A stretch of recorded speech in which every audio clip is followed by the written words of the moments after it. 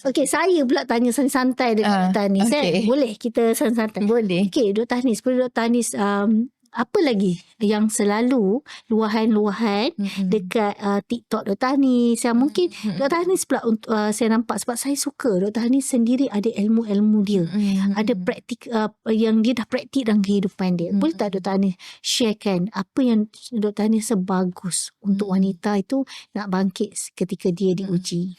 Okey, apa yang saya nampak sekarang pun, sedih tak apa. Kalau nak sedih, sedih. Betul. Cuma jangan terlalu lama untuk sedih dan meratapi semua tu. Betul. Sebab tu saya letak bangkit dari luka. Masya Allah. Untuk mereka, Nama seminar tu bangkit dari luka. Untuk mereka yang pernah berlaku penceraian, ditinggalkan pasangan. Jadi struggle tu memang ada. Betul. Jadi macam mana dia nak melupakan?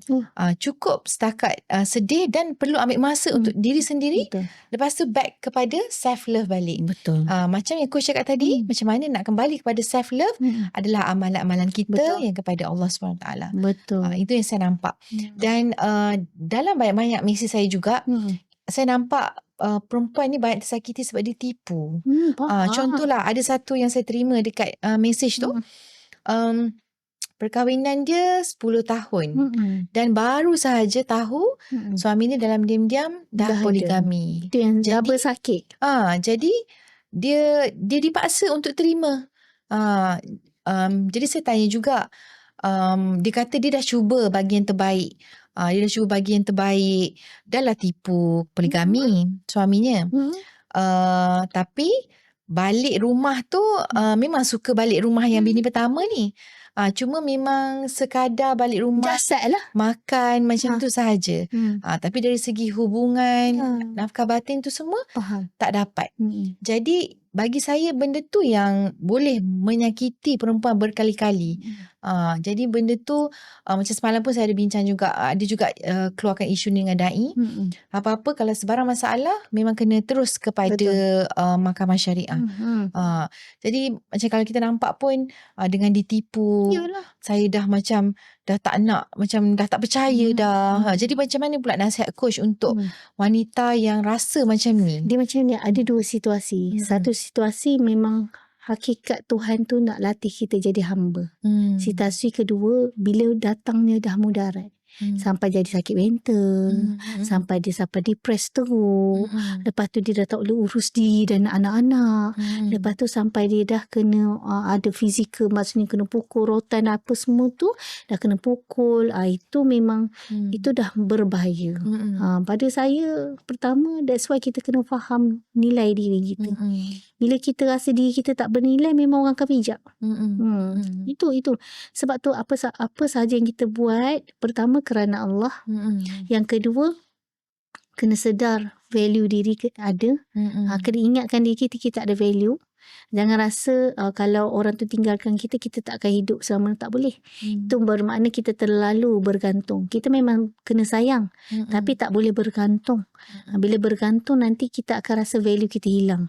Sebab kita kena sedar setiap manusia ni Allah cipta dengan penciptaan sempurna. Maksudnya memang ada kesempurnaan dia.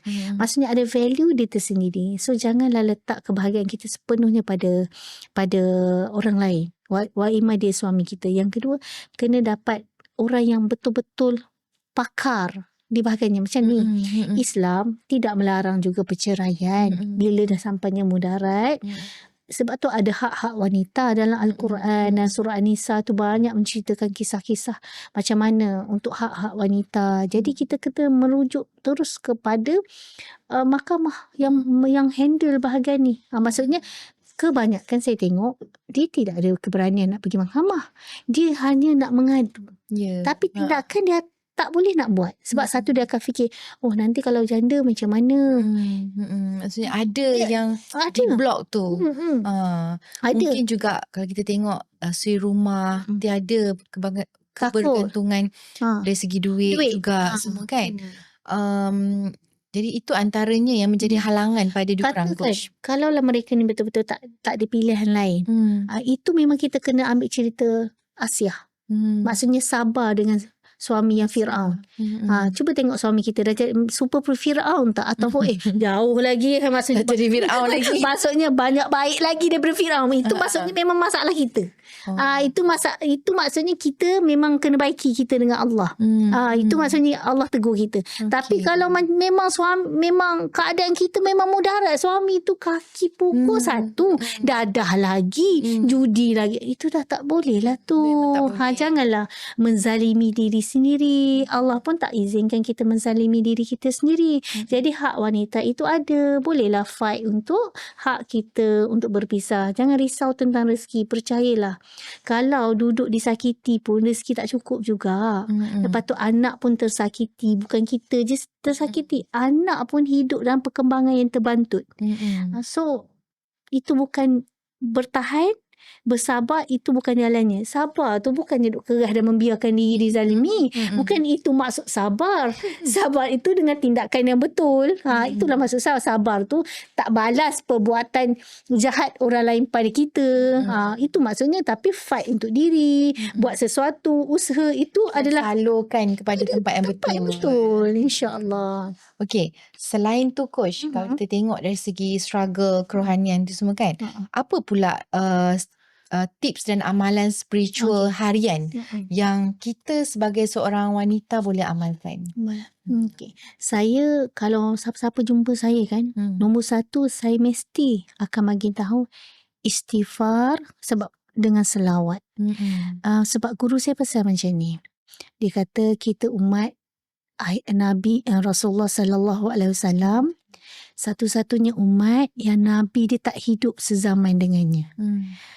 Yang tak melihat wajah Rasulullah ataupun nabinya. Okey. Tapi kita masih percaya dan ikuti ajarannya. Jadi Allah bagi special kat kita ni. Maksudnya amalan kita tu tak payah berat-berat, cukup yang wajib. Cuma tambah-tambah amalan yang hebat. Maksudnya tak perlu berat sangat sampai kita tak boleh istiqomah. Sebab ujian umat akhir zaman ni berbeza. Sebab dah hujung-hujung kan. Zaman untuk menunggu Dajjal je, nak menunggu Imam Mahdi je, zaman-zaman hujung gitu. Jadi ujiannya berat. Jadi Allah faham. Dan kita kalau ulama ada pesan, amalkan dua. Pertama, istighfar. Sebab apa? Ujian kita bertalu-talu. Ada banyak dosa yang kita ada dalam diri yang kita tak sedar. Itu tak boleh tidak. Memang kita kena mengaku. Istighfar itu memang hadisnya, memang Qurannya kata memang menggugurkan dosa. Jadi kita astaghfirullahalazim, ya Allah ampunkan aku. Bila kita istighfar tu, cuba kita kata ya Allah ampun, ya Allah ampun, ya Allah ampun. Hati tu masih hidup. Istighfar yang betul-betul merasakan diri ni berdosa depan Allah. Yang kedua, selawat. Selawat ni, ya Allah, dialah ubat hati. Dialah boleh jadi magic rezeki. Dia boleh menjadi asbab cahaya, merawat kelukaan. Kenapa ya? Sebab bila kita selawat, bukan sahaja kita selawat, tapi Allah sendiri jawab selawat tu. Maksudnya besarnya kesan selawat. Dan selawat ni salah satunya zikir yang ada sebut nama Allah dan nama Rasulullah. Kalau zikir lain kan subhanallah, Allahu akbar, alhamdulillah, semua pasal Allah. Tapi kalau selawat ni ada Allahumma salli ala Sayyidina Muhammad. Ada nama Allah, nama Nabi kita. Dia dapat dua-dua. So dia punya bonus tu extra. Itu satu. Yang kedua, selawat ini apa yang special? Satu-satunya zikir yang Allah terima di saat hati kita tengah lalai, kita tengah sombong, tengah belagak, tengah apa, tapi Allah terima. Kalau zikir lain mungkinlah subhanallah, subhanallah, subhanallah, menunjuk tak ikhlas ke, tak sampai kan benda tu kan. Jadi kalau selawat ni lagi nak bercakap depan Allahumma salli ala Sayyidina Muhammad, kita sebut gitu kan. Kononnya hati konon riak masuk. Aku selawat ni. Kata kau riak. Tapi Allah terima. Tak kisahlah tengah lalai ke, tengah mungkar ke. Yes. Maksudnya berselawat je Allah terima. Walaupun hati kita ni dalam keadaan lalai. Nak cerita besarnya selawat itu. So, kalau saya selalu bagi amalan sebab guru kita bagi selawat Jibril. selawat Jibril sallallahu ala Muhammad. Setiap hari mesti kita buat sekurang-kurangnya 100 kali. Dan solat sunat taubat tolong jangan tinggal. Setiap hari Coach? Setiap hari. Sebab apa? Solat sunat taubat ni, ada orang tanya saya, saya kan segan nak solat sunat taubat, macam nak mati, macam dosa besar sangat. Tapi saya macam tahu kena solat sunat taubat, tapi kalau esok saya buat salah lagi macam mana? Ada yang tanya soalan, saya kata tak apalah kalau esok tu terjatuh dalam kesalahan. At least sekurang-kurangnya malam tadi kita dah solat sunat taubat. Allah ambil nyawa malam tu, selesai dah. Maksudnya cerita hari ni tamat hari ni, cerita esok pula. Tapi memang sebaik-baiknya kita taubat nasuha, tak buat lagi. Tapi nak buat macam mana, nafsu diri ni kadang-kadang tak terkawal, terjatuh juga dengan kesalahan. Tapi itu cerita lain. Ceritanya pada hari kita yang dah solat sunat taubat sebelum tidur, andailah Allah tarik nyawa kita, Masya Allah, kita dah selesai dengan Allah. Kita dah esok cerita lain dah. At least kita dapat pengampunan dengan Allah pada hari tersebut. Masya Allah. Ya, jadi macam antara kalau kita nampak senang je patutnya untuk selawat semua kan. Cuma yang penting kena konsisten. Betul. Jangan macam bila ada masalah je. Okay. Selalu begitulah kita. Ada masalah je. Ni carilah Allah kan. Nak konsisten tu. Macam mana? Tahu tak? Saya ni dulu masa perjalanan saya panjang mencari diri dan sebelum saya jadi coach apa semua, saya memang aktif lah buat NGO semuanya. Saya mencari satu formula. Macam mana boleh istiqamah ni? Okay. Cari payah juga. Lepas 40 hari lepas tu tak boleh konsisten pula. Bukan mudah sebenarnya. Sebab kalau Allah tak izinkan, tak ada daya upaya kita, tak mampu nak istiqamah ni sebenarnya. Lepas tu saya dapat satu formula. Oh, rupanya dengan aku mengambil tanggungjawab, baru aku boleh konsisten. Dia macam ni. Contohlah kita rasa disiplin macam tu Coach. Rupanya macam ni. Saya nak latih hati saya ni bersedekah selalu. Okay. Lepas tu saya pun nak bagi semangat, ajaklah ramai-ramai orang sedekah. Itu satu, mengambil tanggungjawab. Tiba-tiba kita buat circle sedekah. Saya buat ini kisah benar, saya buat sendiri. Saya tubuhkan grup tabung sedekah subuh. Sebab saya nak istiqamah sedekah subuh. Lepas tu kata, macam mana lagi nak extra jadi lebih istiqamah? Rupanya dengan kita letak kita jadi leader. Lantiklah diri sendiri walaupun tak ada siapa nak lantik kita. Kita lantiklah diri kita masa tu. Lantiklah diri kita dan kita remind orang setiap hari. Tahu tak sebenarnya bukan kita remind kat orang sangat, kita remind kat diri kita. That's why kita kena ambil extra tanpa kita fikir aku dapat apa. Maksudnya apa saja yang kita buat, kita mesti kena giving extra. Maksudnya extra effort. Macam kita korban lah, kita jadi tiba-tiba kita kena follow up orang. Dan buat tabung sedekah subuh ke, dah jadi reminder, dah jadi ada satu task. Sebenarnya bukan nak push orang sangat, push diri kita. Jadi dia akan terbentuk pattern selama 44 hari. Di situ akan datang istiqamah.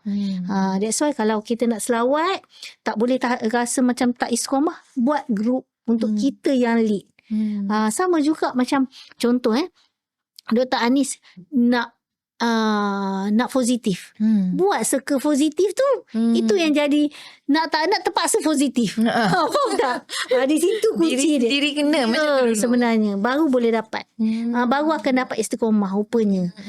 Kita kata macam seolah-olah kita buat sesuatu ni macam kita nak bantu orang. Rupanya kita bantu diri kita. Itu rahsia dia. So tu salah satu rahsia lah. Satu. Yang kedua nak dapat istiqamah ni sebab kita ada dosa banyak. Jadi itu yang payah nak istiqamah. Jadi memang kena selalu minta tolong Allah. Hati kena sujud dan merayu dan minta bantuan Allah. Sebab kalau Allah tak izin memang takkan jadi. Semua benda kebaikan yang kita nak buat pun kalau Allah tak izin tak jadi. Contoh contoh kita nak bangun tahajud. Kita selalu dengar orang kata bestnya dia bangun tahajud selalu. Ada satu hari tu ada cerita lah ni. Ada kawan saya tu memang dah lama dia bangun tahajud. Dah memang berbulan-bulan, dah biasa dah tahajud tu dengan dia. Kadang tu walaupun dia tak boleh solat pun memang dia boleh bangun tahajud. Jadi kita pun happy macam teruja dengan dia. Satu hari dia kata Allah bagi dia satu rasa yang walaupun dia dah konsisten, satu hari tak Allah uji dia sakit. Sekejap je sakit, tapi disebabkan sakit tu dia jadi ubah pattern. Bila disebabkan dia sakit tu, ubahnya pattern dia menyebabkan lepas dia sihat tu tak boleh bangun. Lepas tu dia kata, ya Allah, kenapa ni? Apa yang berlaku apa semua? Dia kata sepanjang dia menangis nak minta bangun balik tu, dia dapat satu ilmu dan kesedaran. Rupanya Allah nak tegur. Allah nak bagi dia ilmu. Aku nak cerita, tahajud pun kalau aku tak izin kau buka mata, engkau takkan mampu bangun. Jadi kau kena sedar. Aku buat ujian itu pada engkau supaya engkau faham. Tak judge orang lain kalau orang lain tak bangun tahajud. Sebab jangan fikir kau boleh, aku boleh, engkau kena boleh. Tak semestinya. So kita faham perjalanan dan proses itu, maka kita pernah jatuh, kita akan lihat proses orang lain dan mula faham proses orang lain kat situ. Itu real story. Real story. Memang banyak cerita-cerita pelik dalam suka-suka saya sepanjang saya buat ni. Saya dekat 10 tahun, 12 tahun dalam bidang ni. Memang terlalu banyak kisah-kisah, memang macam-macam story pelik. Antaranya macam coach rasa yang boleh coach share juga pengalaman untuk sebagai seorang wanita kembali bangkit ni. Okay. Saya sebenarnya suka sangat kisah sirah. Allahu Akbar. Al-Quran ni kita ingat cerita pasal cerita dulu. Rupanya Al-Quran ni salah satu benda yang satu panduan kita, cerita dulu, cerita sekarang, cerita masa depan. Rupanya. Ingat ke cerita pasal zaman Nabi? Rupanya cerita Al-Quran ni cerita kisah dulu, kisah sekarang dan kisah masa depan. Sebenarnya betul lah, kita sekarang pun kan, kalau kita relate balik dengan cerita kita, kita guna Quran. So kisah sekarang kita pun boleh relate dengan Quran. Kisah masa depan kita bakal jadi apa pun adalah cerita dalam Quran. Jadi kan, saya sangat terinspirasi kan, kalau orang tanya saya apa yang boleh bantu saya, banyakkan dengar kisah-kisah sirah dalam Quran. Contoh. Okey. Kita tengok Nabi-Nabi dulu berdoa dengan penuh yakin. Kenapa doa kita tak makbul? Sebab doa kita tak yakin. Betul. Kan perasan tak? Kita doa dengan ada banyak sanksi dan sangka buruk dengan Allah. Betul. Contoh kan? Betul. Jadi bila saya kaji balik tengok kisah sirah Nabi-Nabi ni doa je makbul. Sampai ada kalau doa Nabi, amalan doa Nabi Yunus, amalan doa Nabi Ibrahim kan, Nabi Musa. Jadi kenapa Nabi-Nabi doa makbul? Adakah sebab dia Nabi semata-mata? Rupanya bukan sebab Nabi semata-mata.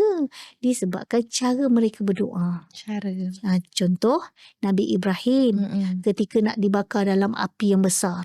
Macam mana cara dia meletakkan keyakinan pada Allah dan dia lepaskan doa dia pada Allah dan dia yakin Allah makbulkan doa dia, api boleh jadi sejuk.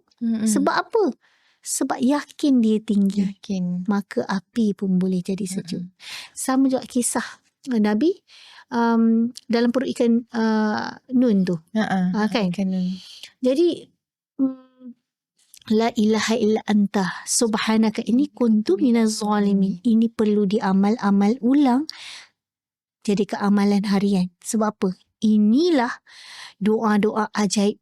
Waktu-waktu terajaib makbulnya doa kita. Sebab apa? Kisah masa ni kisah Nabi Yunus, Nabi Yunus. Okay. Kisah Nabi Yunus yang dia terperangkap dalam perut ikan Nun tu, ketika dia mengajuk hati dengan Allah. Dia macam nak larikan diri. Amanah, Allah bagi dia amanah, dia nak melarikan diri. Dia pun akhirnya adalah ada kisah yang dia naik kapal tu, lepas jatuh, tenggelam dalam perut ikan Nun. Lepas tu dia duduk dan tenggelam. Duduk dan kena makan dengan ikan tu, duduk diam. Dalam waktu yang sangat gelap, perut ikan tu sangat gelap dan dia sangat buntu. Bayangkan kita dalam keadaan yang tak, Allah aku buntu. Bayangkan kehidupan kita hari ni. Ya Allah aku buntu, ya Allah aku seumpama duduk dalam kegelapan, ya Allah hujan ni macam tak sangka ni, ya Allah. Gelap, perasaan kita kan gelap. So kita ketika diuji hebat seumpama duduk dalam perut ikan sebenarnya. Jadi doa ni kena amal selalu. La ilaha illa anta subhanaka inni kuntu minaz zalimin. Ulang banyak-banyak kali. Sebenarnya memang ini jadi asbab untuk makbulnya doa kita. Maksudnya jadi keamalan. Jadi keamalan. La ilaha illa anta subhanaka inni kuntu minaz zalimin. Ya Allah. Okey, baik. Kita ada dapat soalan coach daripada live. Ada orang tanya macam mana nak join circle coach. Okey. Alhamdulillah. So memang saya tak nafikan sebab saya one of the circle charismatic leader. Saya sangat mengalu-alukan. Masya Allah. Dan selebihnya kita serahkan pada coach lah. Dan Allah juga. Macam mana mungkin coach boleh cerita? Mungkin saya boleh kongsi tentang sisterhood buku dulu. Mungkin untuk orang peringkat awal, saya ada buku. Buku tu anda boleh search saja, doamu dijawab dengan cinta. Saya tak bawa buku hari ni. Buku tu namanya Doamu Dijawab dengan Cinta. Ada di showcase saya ada. Ya. Boleh dapatkan dekat Dr. Anis. Tengok dekat Dr. Anis punya showcase. Lepas tu sini, tengok dekat showcase, tekan beg kuning tu, Dr. Anis punya beg kuning, boleh dapatkan buku tu sekarang. So selepas anda dapatkan buku tu, anda akan dapat satu circle yang percuma. Itu sangat istimewa. Kat situ nama dia Sisterhood. Dia anda dapat di WhatsApp, anda dapat buku tu sampai buka muka surat pertama, scan barcode, masuk dalam grup Telegram. Dekat situ kita sangat aktif. Pagi dengan malam ada majlis selawat pagi, recharge hati malam, pagi malam. Anda akan dapat support system yang sangat kuat. Sekiranya anda sesuai, anda leader ke, anda founder ke, baru kita akan interview lepas atau tak untuk masuk charismatic leader. Boleh mula dengan sisterhood dulu. Sisterhood itu pun sangat amazing, subhanallah. Jadi boleh cari dekat showcase buku tu. Memang dia merawat hati kita. Betul. Dalam pelbagai situasi. Betul. Apa yang Dr. Anis sendiri dah jalani dan baca buku tu kan, dah tengok kan dia ada journal semua. Apa yang feedback Dr. Anis sejujurnya pengalaman sendiri? Saya nampak bila saya mau kepada pasangan. Macam mana kita nak rendahkan diri dengan pasangan bila kita diuji. Semuanya terjawab dalam buku tu. Tapi ada juga tentang orang sekeliling kita. Betul. Dan juga ada juga tentang ibu bapa. Ibu bapa, trauma ibu bapa. Buku tu sangat menarik sebab dia perjalanan kisah benar. Untuk orang nak cari diri, orang untuk panduan wanita diuji. Itu penting. So anda dapatkan sekarang. Tekan dekat showcase TikTok ni. Okay. So kita pun masa mencemburui kita coach sejam sekejap je. Ya, pejam celik. Tak sempat pejam rasanya. Okay. So dengan kita, coach tak sempat. pejam. Energi dia sampai. Masya-Allah. Okay. So mungkin kata-kata terakhir dan tips untuk wanita luar sana yang ingin bangkit dari luka ni coach. Allah. Kalau dah buntu kan, kita tak akan masuk macam-macam orang cakap apa-apa. Tapi satu je saya nak pesan. Kalau dah terbuntu sangat-sangat, dah tak tahu nak baca apa, panggillah Allah. Dah tak tahu nak panggil apa dah. Doa dah lupa dah, panjang pula doa ikan nun lah, apalah tak boleh masuk, tengah stres. Doa tak masuk. Jadi kalau dah rasa tak tahu sangat nak buat apa, ingat dua perkara. Allah dan Rasulullah. Inilah ubat kita. Allah tak pernah tinggalkan kita. Kalau rasa terdesak sangat, tak tahu, panggil Allah, selawat. Panggil Allah, selawat. Ini dua ubat.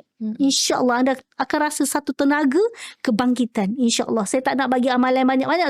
Saya faham orang yang tengah diuji ni, dia tak mampu dah absorb terlalu banyak. Cukuplah hati panggil Allah dan panggil Rasulullah. Sebab ada satu surah Rasulullah kata apa? Telah datang satu Rasul kepadamu yang sangat inginkan kebaikan untukmu. Dia sangat risau tentang keimanan kita. So kalau kita rasa tak ada orang yang boleh bantu kita, ingat Rasulullah ada. Sebab nanti kita meninggal, kita akan minta syafaat dari Rasulullah untuk selamatkan kita masuk syurga. Jadi Rasulullah tak pernah tinggalkan kita. Walaupun jasad dia tak ada kat sini, tapi roh dia bersama dengan kita. Perjuangan kita dapat Islam, kita dapat nikmat iman, kita boleh solat, kita boleh mengaji dan kita boleh berkasih sayang hari ini. Asbab Rasulullah. Dan Rasulullah itu adalah kekasih Allah. So itu je rahsia dia. Kembali pada Allah dan Rasul. Hai, Assalamualaikum. Saya Dr. Anis. Untuk anda yang masih tercari-cari nak buat gigi kat mana, jom ke Avicenna. Saya daripada Klinik Pergigian Avicenna. Kami ada 16 branch dan juga siapa kat sini nak cuci gigi, nak buat braces, dan yang paling bestnya kita ada treatment aligner. Dan selain tu juga untuk anda yang nak bawa anak-anak jumpa pakar pergigian kanak-kanak, hanya di Avicenna Kajang. Jadi tunggu apa lagi? Jom ke Avicenna.